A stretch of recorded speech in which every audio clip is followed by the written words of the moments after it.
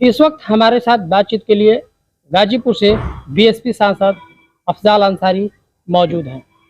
आज मैं बात करूंगा तमाम कोर्ट कचहरी की प्रक्रियाएं और राजनीतिक बातें भी होगी। आज हमारे साथ बातचीत के लिए मौजूद हैं। मैं बात करता हूं सांसद जी, अभी जो वर्तमान समय में एमपी एमएलए कोर्ट में मामला चल रहा है, उसमें त्रिभुवन सिंह की तरफ से एक याचिका डाली गई है कि गाजीपुर में कोर्ट केस की सुनवाई न हो, क्योंकि गाजीपुर से बीएसपी सांसद हैं अफजाल अंसारी, उनके भतीजे विधायक हैं मोहम्मदाबाद से, और मऊ सदर से मुख्तार अंसारी के बेटे अब्बास अंसारी विधायक हैं। इस वजह से कोर्ट केस कहीं और ट्रांसफर करा जाए। आप इसको लेकर क्या कहेंगे सर? देखिए, जहां तक उनके द्वारा जो आरोप लगाया गया है वो बिल्कुल निराधार है। हाँ, एक चीज जरूर है कि वो इस मुकदमे का ट्रायल नहीं चाहते हैं। 2001 की घटना है और 2022 आज समय तो बीत गया 30 साल 31 साल का। तो इस 31 साल के बाद भी कई बार माननीय सर्वोच्च न्यायालय, उच्च न्यायालय ने इस मामले में भी और भी अन्य मामलों में शीघ्र निस्तारण के लिए आदेश पारित किए। अब ये लोग नहीं चाहते इस मुकदमे का ट्रायल हो। ये घटना उसरी चट्टी हत्याकांड के नाम से इस क्षेत्र की एक बहुत ही विख्यात घटनाओं में है, जघन्य घटनाओं में है। 3 लोगों की जान गई थी, 9 लोग गोलियों से इंजर्ड हैं, जो विटनेस हैं इसके। मुख्तार अंसारी इस मुकदमे के वादी हैं, उन्हीं पर हमला हुआ था, उनकी हत्या करने, उनके साथियों की हत्या करने का उद्देश्य था। वो बच गए, जो लोग अपने भाग्य से बच गए। जो 3 लोग मर गए तो मर चुके हैं। ब्रजेश सिंह ट्रायल में विलंब को आधार बना करके माननीय उच्च न्यायालय से जमानत भी प्राप्त कर चुके हैं। सक्षम हैं ये लोग। उनके बेटे भतीजे खुद विधायक हैं सत्ताधारी दल के, और उनके जलवे का कहीं कोई किसी से तुलना नहीं की जा सकती। बहरहाल कोर्ट से इस तरह के आदेश प्राप्त किए गए हैं, तो इस पे बहुत कुछ टीका टिप्पणी मीडिया में करना मुनासिब नहीं होता। कोर्ट के रास्ते से, कानून के रास्ते से इसका जो रास्ता है, उसी रास्ते पे उसके लिए जो उचित होगा वो वकील करेंगे। मुकदमे का ट्रायल हो, शीघ्र हो। गवाहों पर जो दबाव बनाया जा रहा है, यह विचित्र स्थिति है कि इस मुकदमे के इंजर्ड, गोली से इंजर्ड घायल विटनेसों को दबाव में लेने के लिए पैसे की लालच दी गई। जब वो नहीं माने तो झूठे मुकदमों में भी फंसाया गया, जेल भेजा गया। ऐसे लोग जिनके कैरियर में एक भी कभी मुकदमा नहीं था, लेकिन वो इस घटना के चूंकि प्रत्यक्षदर्शी और घायल विटनेस हैं, उनकी गवाही ब्रजेश सिंह त्रिभुवन के लिए घातक हो सकती है। लिहाजा 5-6 गवाहों को तो जेल भिजवा दिया गया, झूठे झूठे मुकदमे लगा के जेल भिजवा दिया गया।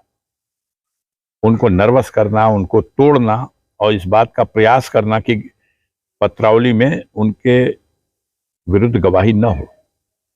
अब सरकार है, उसका तो लाभ उनको मिल ही रहा था।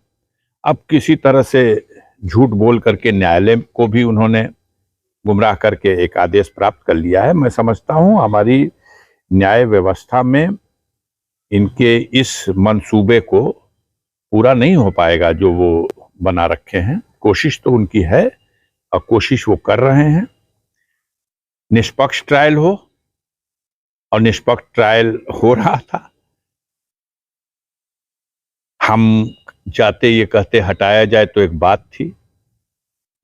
कुछ ही 1 महीने पहले जिस न्यायालय से ये ट्रायल चल रहा है, उसी न्यायालय ने मुख्तार अंसारी के विरुद्ध ट्रायल किया है मुकदमा, और गैंगस्टर एक्ट में मैक्सिमम सजा 10 साल की है। 10 साल की सजा सुनाई है, मैक्सिमम जुर्माना 5 लाख का है, मैक्सिमम जुर्माना किया है। ये अलग बात है कि अब वो टालने में सफल हो गए। इसमें तो डे बाय डे सुनवाई होनी चाहिए थी, प्रतिदिन, और गवाहों को सुरक्षा मिलनी चाहिए थी। ये ऐसा केस है जिसमें गवाह माननीय उच्च न्यायालय तक गए कि हमको सुरक्षा प्रदान की जाए, हमको धमकी दे रहे हैं ब्रजेश सिंह, त्रिभुवन सिंह के लोग आकर के। उनके टेलीग्राम हैं, उनकी दरखास्तें हैं, न्यायालय की फाइल में है। इससे पहले जब इसका मुकदमे का ट्रायल के लिए एमपी एमएलए कोर्ट इलाहाबाद में थी तो इसका ट्रायल वहां हो रहा था। कई बार गवाह कोर्ट में पेश हुए और ब्रजेश सिंह, त्रिभुवन सिंह नहीं आए। फिजिकल बुलाया गया था, नहीं आए। प्रशासन ने बहाना किया, वो जेल में है, न्यायिक अभिरक्षा में है, कोर्ट बुला रही है, न प्रस्तुत करना, और कई तारीखों पे न प्रस्तुत करना। फिर कोर्ट ऑर्डर कर देती है कि इनको वीडियो कॉन्फ्रेंसिंग पे पेश किया जाए। वीडियो कॉन्फ्रेंसिंग पे भी जिस दिन गवाह आएगा उस दिन नहीं पेश होंगे, लिंक नहीं मिल रहा। आज ही जाके कोर्ट ने ऑर्डर शीट में लिखा इस बात को। बड़ा गंभीर मामला है। बाद में चल के जब आदेश हुआ कि अब हर जनपद में एक एमपी एमएलए केसेस के शीघ्र निस्तारण के लिए स्पेशल कोर्ट बनाई गई, नोटिफिकेशन हुआ। यहां भी एक कोर्ट बनी। एक जज साहब अभी कुछ ही दिन पहले ट्रांसफर हुए हैं। ये नई कोर्ट, नए जज साहब कुछ ही दिन पहले आए हैं, और आने के बाद मुख्तार अंसारी की सजा भी हुई है इसी कोर्ट से। ब्रजेश सिंह और त्रिभुवन सिंह, ये एक उनकी कॉन्स्पिरेसी थी, षड्यंत्र था। इस मुकदमे में गवाही हो जाएगी तो हमारे गुनाह का घड़ा भर चुका है, फट जाएगा। तो उन्हें सफलता मिली है। पूरे जनता में और तमाम जगह ये सवाल हो रहे हैं, लेकिन इस मामले पे चूंकि न्यायालय का आदेश है इसलिए टीका टिप्पणी नहीं किया जा सकता। इसको कानून के रास्ते से जो वकील बेहतर समझेंगे वो करेंगे।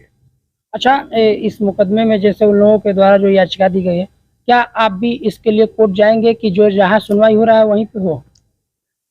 भाई, ये कहा ना हमने आपसे कि इस सवाल पर वकील कोई मामला निर्णय लेंगे। मैं इस केस में भी एक गवाह हूं। घटना वाले दिन घटना स्थल से जाके घायलों को उठा के अस्पताल तक मैं लाया था।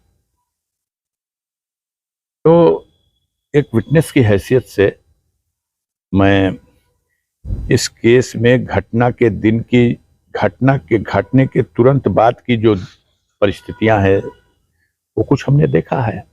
हम जो और गवाह हैं वो डर गए हैं, वो घबरा रहे हैं कि ये लोग अपना विचारण रुकवा लिए, अब कहीं अपनी सेटिंग करके वहां ले जाएंगे और वहां जैसे ब्रजेश सिंह के खिलाफ 50 से अधिक मामले थे, बड़े गंभीर गंभीर अपराध के मामले। सामूहिक नरसंहार सिकरौरा का 7 आदमियों की हत्या हुई थी 1986 में। उसी घटना के बाद जब कोर्ट से पेरोल मिला और ब्रजेश सिंह भागे तो 24 साल तक भागे रह गए और अपराध करते रह गए। 5 लाख रुपए का इनाम उनके ऊपर था। त्रिभुवन सिंह 5 लाख का इनामी अपराधी है।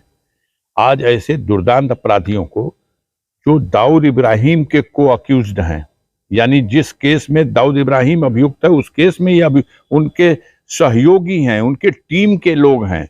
दाऊद इब्राहिम के बहनोई की हत्या हुई, उस हत्या में राकेश हल्दानकर जो अभियुक्त था, उस अभियुक्त को इस टीम ने जे हॉस्पिटल में बॉम्बे में घुस के मार दिया। नर्सों को मार दिया, पुलिस वालों को मार दिया, राकेश हल्दानकर को मार दिया। और 24 साल बाद जब पकड़े गए उस मुकदमे का वही असर हुआ। ये आजमगढ़ के बादर पर 7 लोगों की हत्या, सामूहिक नरसंहार था। वीरेंद्र टाटा जो बहुत बड़ा ठेकेदार था, उसकी हत्या, पुलिस की वर्दी में, पुलिस की गाड़ी में भेष बदल कर आकर के भून दिए गए। सारे मामलों में हमारे ऊपर हमला हुआ है 1991 में 2 मई को कुंडेसर चट्टी पे। मैं विधायक था और चुनाव हो रहा था, चुनाव प्रचार से लौट रहा था और अंधाधुंध गोली चलाया इन महानुभावों ने। उसमें 4 लोग मरे, कॉमरेड कमला सिंह, झिंगुरी गुप्ता और कॉमरेड सुरेंद्र राय, और बाद में एक और चौथे जो कॉमरेड रामेश्वर राय गुणौर के, उनकी आंख में गोली लगी थी, वो प्रिंसिपल थे, वो भी मर गए। इस घटना में सेना के रिटायर कैप्टन जगन्नाथ सिंह को 16 गोलियां लगी थी, वो बच तो गए थे, अब उनकी मौत हुई। वो गवाही किए, वो पहचाने, यही वो लोग हैं जिन्होंने हमला किया था।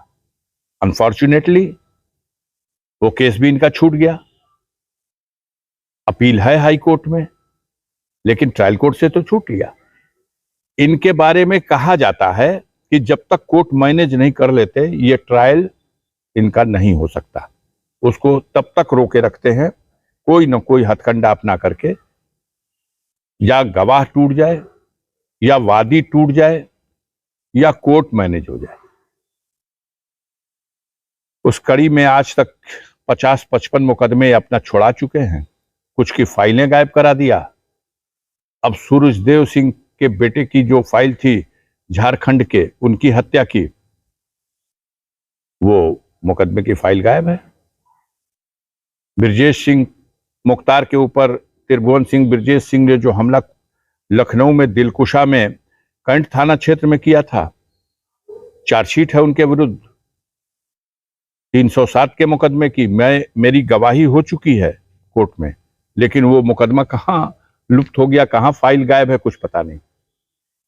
तो ब्रजेश सिंह और त्रिभुवन सिंह जो वर्तमान सत्ता और व्यवस्था है, इसमें बड़े रसूख वाले लोग हैं।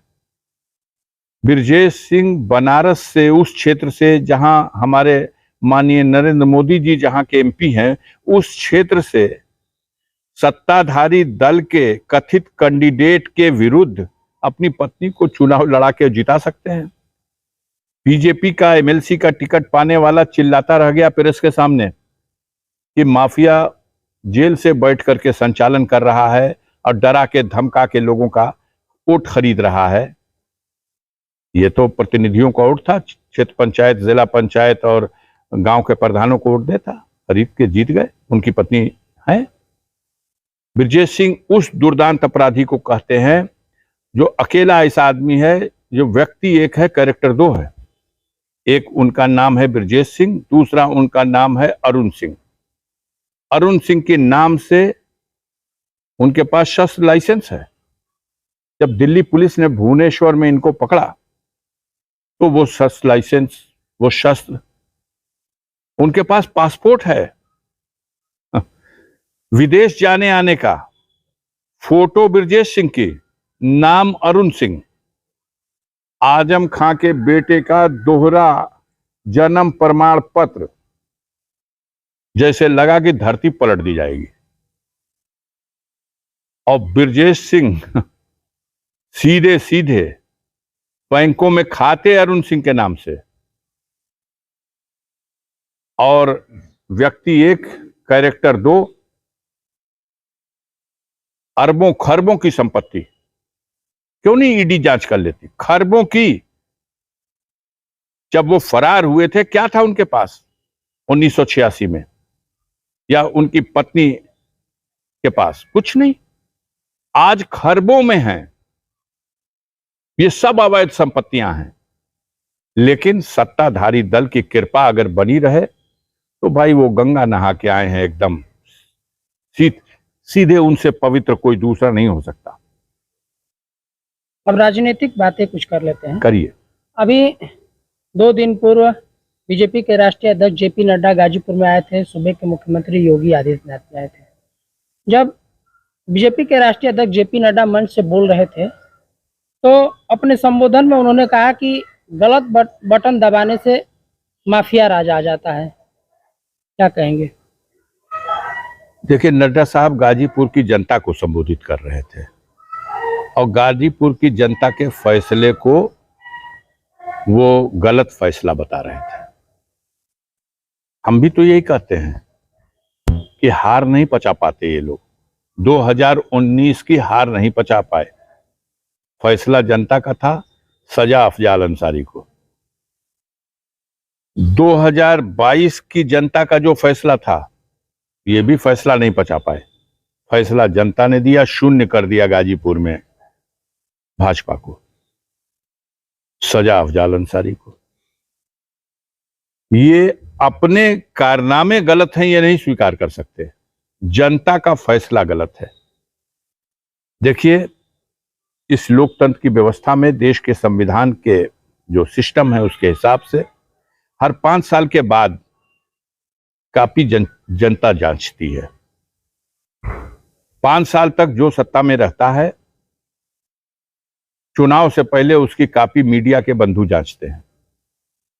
बहुत आरोप है इन सरकारों के ऊपर कि तमाम जो राष्ट्र की धरोहर है बेची जा रही।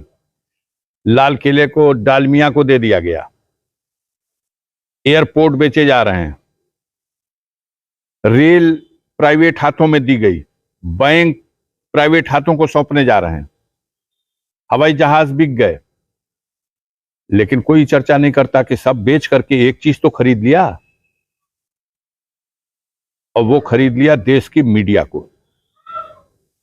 अब उनके हर कुकर्मों पर पर्दा डालना और उनके गलत फैसलों को भी सराहना आज मीडिया की साख को बट्टा लगा है।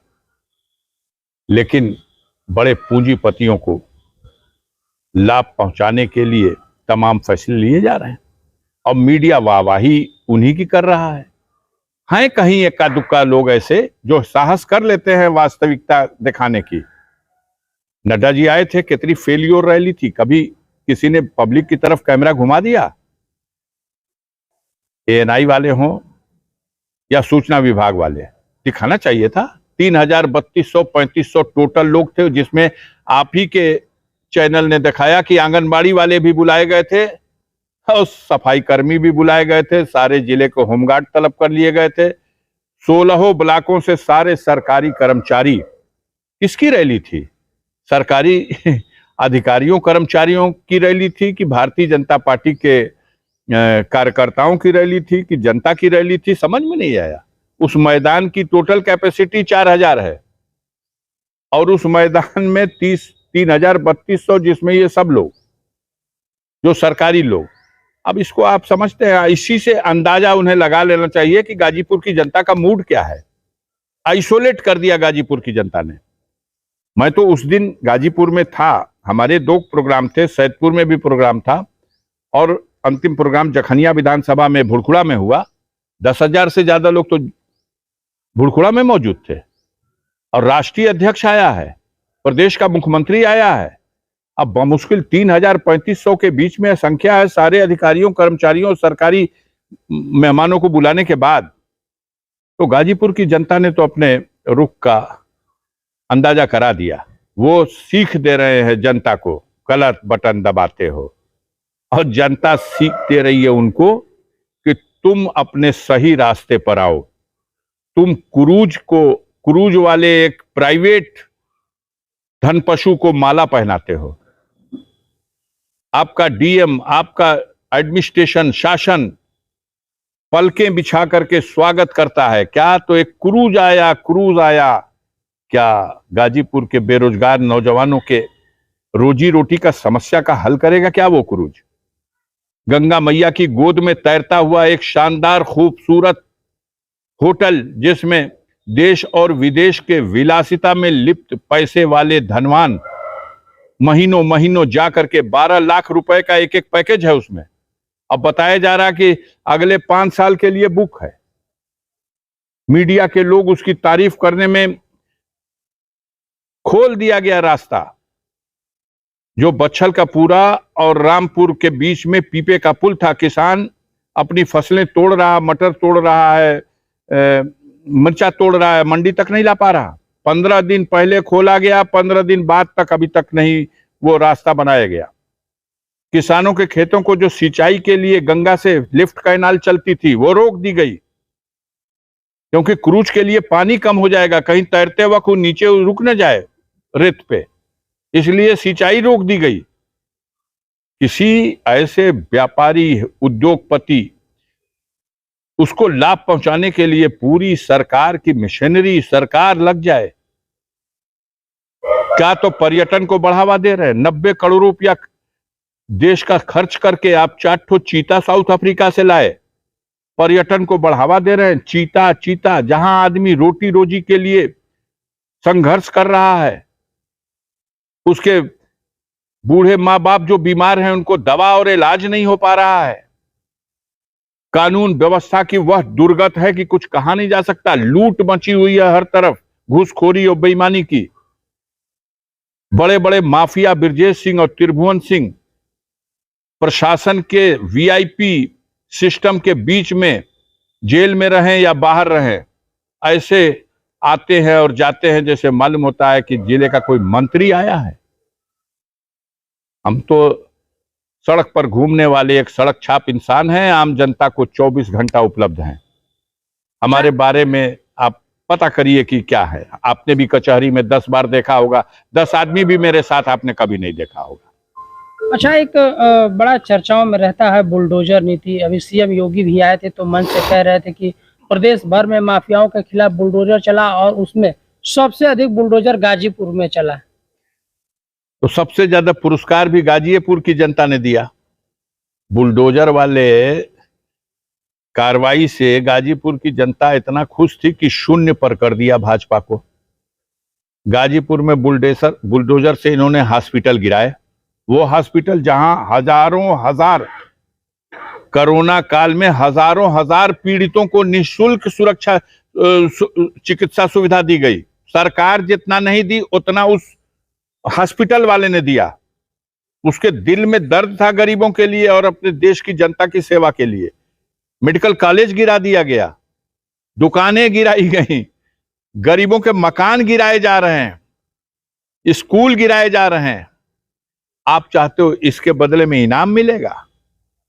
जनता समय का इंतजार कर रही है। खामोशी तूफान की अलामत है। 2024 में पूर्वांचल में भाजपा का सफाया होगा। 1 सीट 2 सीट निकल जाए बनारस की और मिर्जापुर की तो बड़ी बात है, उसके बाहर की सीटें देख लीजिएगा क्या अवसर होगा। इससे अंदाजा लगाइए कि राष्ट्रीय अध्यक्ष दूसरी बार बनने के बाद पहला प्रोग्राम गाजीपुर आए हैं। ये भयभीत लोग हैं, ये डरे हुए हैं लोग, घबराने हुए हैं लोग। अब हमारे खिलाफ इन्होंने सीबीआई लगाई, हमारे खिलाफ इन्होंने इनकम टैक्स की नोटिस भेजी, हमारे घर पर इन्होंने ईडी का छापा मरवाया। ईडी अपने कैंप ऑफिस बुला करके हमसे कई बार पूछताछ करी। अब नेता लोग चले हैं। फैसला जनता को करना है।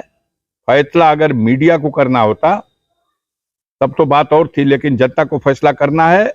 और जनता को पता है कि ये लोग बात करने वाले लोग हैं। सरकार में झूठ बोल करके आ गए हैं। 5 किलो अनाज के बदले गरीब की गरीबी का मजाक उड़ाया जा रहा। गरीबों की फसलें उनके बच्चों के मुंह का नेवाला छुट्टा मवेशी खा रहे हैं, कोई इंतजाम नहीं है। तो आज तो तरह तरह मची हुई है, महंगाई को लेके मची हुई है। आप देखिएगा, मेरा तो मानना है कि उत्तर प्रदेश में 2024 के चुनाव में इन्हें मुंह की खानी पड़ेगी। अच्छा, जनपद में तमाम सड़कों को आप उद्घाटन भी कर रहे हैं। आपके ऊपर एक आरोप लग रहा है कि आप प्रधानमंत्री के ग्राम सड़क योजना का प्रचार कर रहे हैं। आप ही लोगों को आरोप लगाना है, और आरोप हम प्रधानमंत्री के ग्राम सड़क योजना का प्रचार, हम PMGSY एक योजना है जिसका नाम रखा गया है प्रधानमंत्री ग्रामीण सड़क योजना।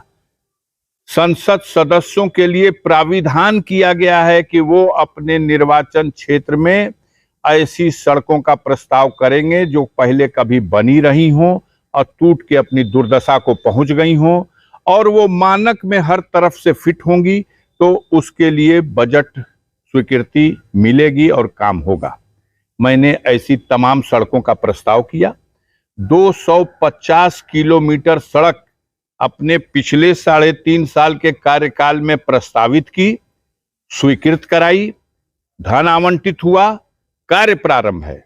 100 किलोमीटर से ज्यादा बन चुकी है और बची सड़कों पर शिलान्यास करता हूं हर सप्ताह 1-2 सड़कों का। उम्मीद कर रहा हूं कि नवंबर 2023 तक, दिसंबर 2023 तक 250 किलोमीटर सड़कें पूर्ण रूप से बन करके तैयार हो जाएंगी।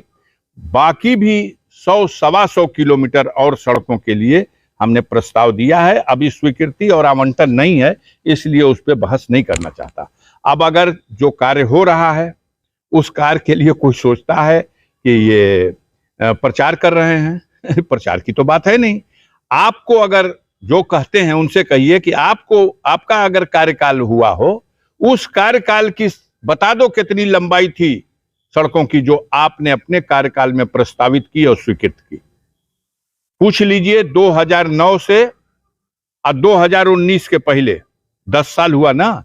इस 10 वर्षों में गाजीपुर में पीएमजीएसवाई योजना के तहत कितनी सड़कें बनी हैं, कितना बजट आया है। और 2019 में, अब 2019 में जो प्रस्तावित हो रही हैं, स्वीकृत हो रही हैं और बन रही हैं, उसको जोड़ दीजिए, वो 250 किलोमीटर है। और आप लोगों की 2009 से 2019 के बीच में 100 क्रॉस हो गई हो तो यही बताइए ना, दीजिए प्रेस के सामने। फिर आपत्ति करिए कि आप प्रचार कर रहे हैं कि नहीं कर रहे हैं। हम ही लोग हैं सांसद, सभी संसद सदस्यों का इस कोरोना महामारी के काल में जो विकास निधि का बजट होता था वो रोक दिया गया।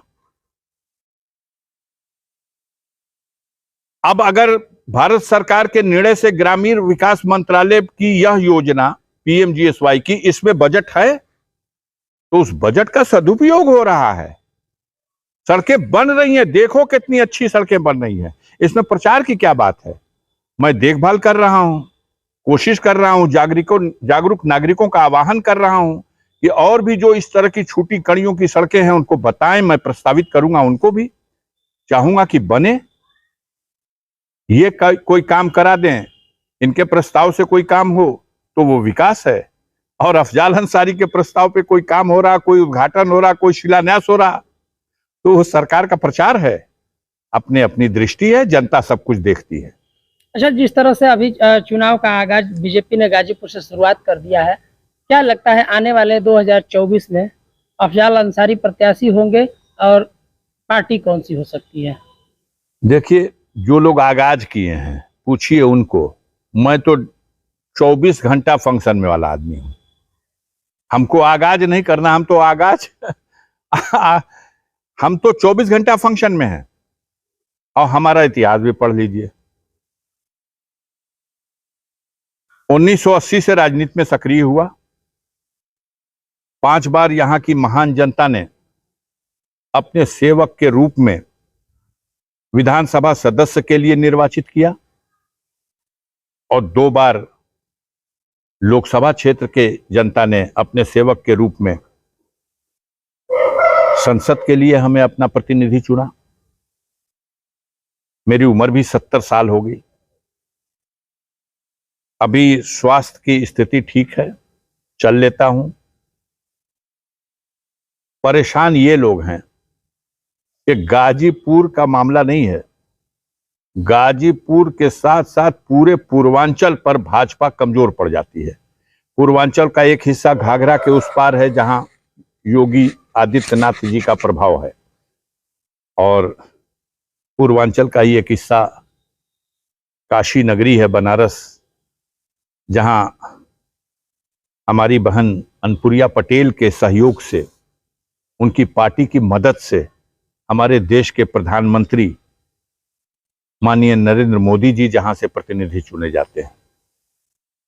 लेकिन उस मिर्जापुर और बनारस के बाहर हटेंगे अब आप, तो चाहे भदोही की सीट हो या सोनभद्र वाली, चंदौली की, बलिया की, सलेमपुर की, उधर मछली शहर की, इन सीटों को बहुत ही नॉमिनल मार्जिन से इन लोगों ने जीत ली। अब ये सब कहना कि बेईमानी से जीत ली उचित नहीं है, जीत लिया। खतरा वहां सता रहा है इनको कि ये सीटें जो जनता का रुख है, आम जनता मन बना चुकी है कि ये झूठे और बेईमान लोग हैं, इनको हटाना है। तो घबराहट में है, उसको कैसे ठीक किया जाए। बातचीत के लिए धन्यवाद। तो ये थे गाजीपुर से बीएसपी सांसद अफजाल अंसारी, जिनसे इसमें तमाम मुद्दों पर इन्होंने बेबाकी से जवाब दिया। गाजीपुर से शशिकांत तिवारी।